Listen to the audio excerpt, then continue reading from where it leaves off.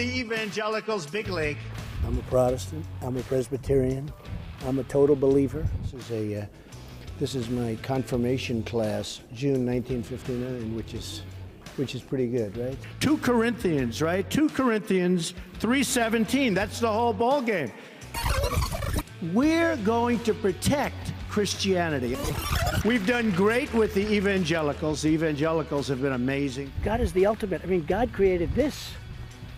Believe me, if I run and I win, I will be the greatest representative of the Christians that they've had in a long time. I brought my Bible. Okay? And welcome everybody to the Brody File. We are glad you're with us. I'm back from vacation, hanging out with Snooki at the Jersey Shore. Actually, not true at all. We went on a cruise, Grand Cayman Islands. I set up a Brody File offshore bank account. I also went horseback riding in the ocean in Honduras. Yes, I also went to Mexico as well, where I told the locals, quote, Donald Trump is going to build a wall and you're going to pay for it. I did. I said it. No, I didn't say it. Hey, speaking of Donald Trump, time now for our exclusive Brody File interview with the Donald. And doing the honors, our wonderful, smart, capable new correspondent, Jenna. She was on the scene in Orlando where Trump was laying out a plan to protect pastors from the IRS. He addressed hundreds of faith leaders at the Pastors and Pews Conference, saying that the government has been trying to hinder the influence of Christians in the political system for years. Here is Jenna with the exclusive. How did it go in there? I think it really went well. I think the people are fantastic. We had a record crowd of pastors, mostly pastors, and their families, and I think it went amazingly well. Donald Trump courting Christians on the campaign trail. So I had a long, beautiful speech written, and I read it. I said, boy, this is boring. This is not what we want to talk about. Because I know a lot of the pastors. I know some of the pastors in the room, and I refuse to put them to sleep, right? In true Trump style, the Republican presidential nominee spoke off the cuff. Did you notice I took the teleprompters down, right? I had teleprompters. No, I had a speech written by a professional, and I said, I'm not reading this. The crux of his speech, repealing the Johnson Amendment. If I get elected president, one of the early things, one of the absolute first things I'm going to do is work on totally knocking out the Johnson Amendment. The 1954 amendment was created by then-Senator Lyndon B. Johnson.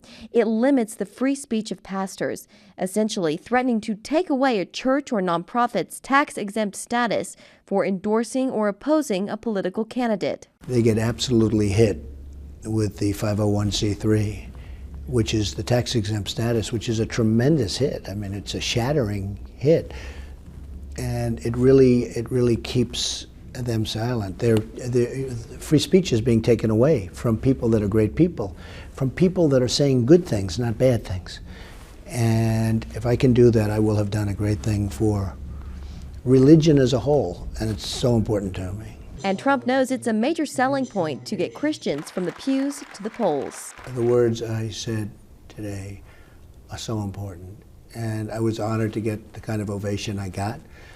But they understand, and I think it'll be a tremendous achievement if we can get it done. And I know we'll get it done if we can get elected. That's why I say on November 8th, everybody has to get up and vote. Because 4 years ago, the evangelicals just didn't vote. Christians didn't vote.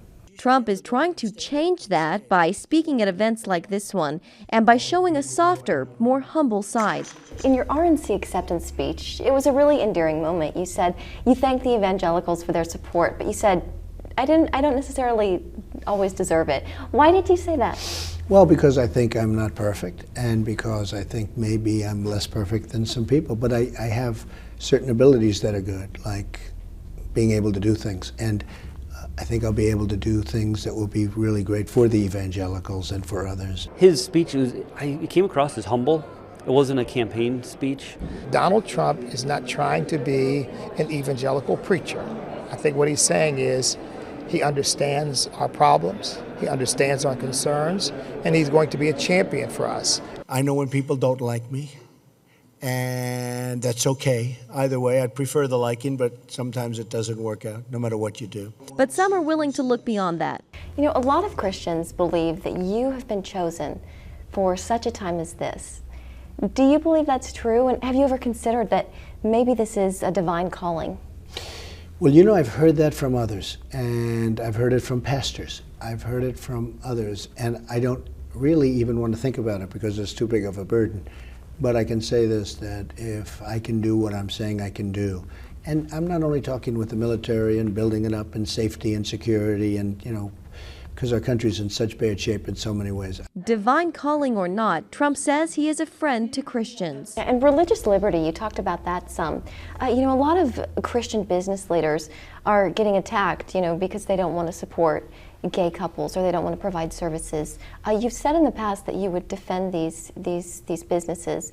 What would you do to protect these businesses? Well, you know what I'm going to do? What I'm going to do to protect, and what I'm going to do, I think most importantly, is work on exactly what I talked about today. They believe so much in religious liberty, as I do, very much. Because without religious liberty, you don't have liberty. Okay, you don't have liberty. And that's exactly what evangelicals want to hear. But Trump still has work to do. Most of these pastors are on board, but admit he wasn't their first choice. Some of the things with Donald Trump, not sure exactly what we're going to get. We'll have to see. But with her, with Hillary Clinton, I know what we're going to get, and that just looks bad all across the board. We can open up the voices of great people, the pastors and the ministers and the priests and the rabbis and people of religion. I think that will be something that I will be so proud of.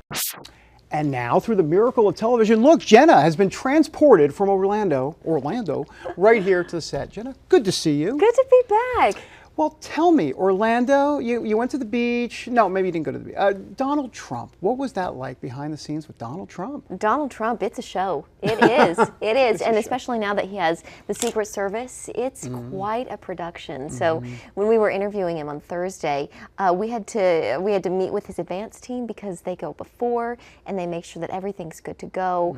And they walk you through, here's where we're going to go here, and then we're going to go there, and then we're going to go there. So it's a lot to go through. And then when the actual time comes to interview him, they come and get you, and you're there, and it all happens so fast. And so it's looking back now, it's a lot clearer. But it was interesting. It's an experience that that I think, will stick with me for a long time. What was it about Donald Trump? I mean, what did you think of him personally? I mean, I know he's very bombastic when he gets in front of 30,000 people, but what was he like in the room? He shows a different side that I think a lot of people don't see. It's a softer, it's a more subdued side of Donald Trump, but he's very humble. He a very nice person, and it was really nice talking to him.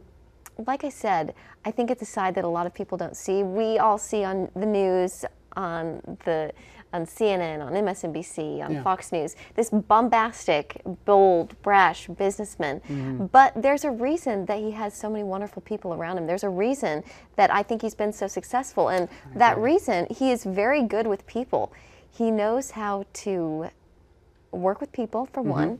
And then, as we've seen it, he knows how to get a message out, whether it's on Twitter, whether it's on any of these platforms. He knows what he's doing. And it's interesting because loyalty is a big part of it. A lot of people are loyal to him. Let me ask you about the pastors in the room. I mean, do you think he won the room? I mean, what was your sense from pastors after talking to them? He did. After we spoke with Donald Trump, Mr. Trump, we went and got reaction from some different pastors. And we were speaking with them. We said, just give us your overall thoughts. What did you think of his speech? And a lot of them said they really liked his speech. They were very encouraged. He spoke about the Johnson Amendment and repealing that, which would give pastors more freedom to speak politically from the pulpit. So they really liked that. They also said, the ones we spoke to, they don't know everything that they're getting with Donald Trump. And a lot of them say he wasn't their first choice. But that, they say, is better than the alternative, which is Hillary Clinton. They say across the board, they don't like her party platform. And they think, Donald Trump may not be perfect, but he is going to be a friend to Christians. Well, they've taken him this far. Evangelicals. We'll see if they get him through the general election. Yeah, we'll see. It's going to be exciting. Jenna, thanks for being here. Thank you so much. Brody File, we're gonna have to see you a lot more. I love it. I love the Brody File. I love being on this show. Oh, well, I'm glad you like it. I can't wait for this fall. We'll send you a check. No, we're not gonna. No, we're not gonna send you a check. Oh my gosh, what did I just say? Thank you so much.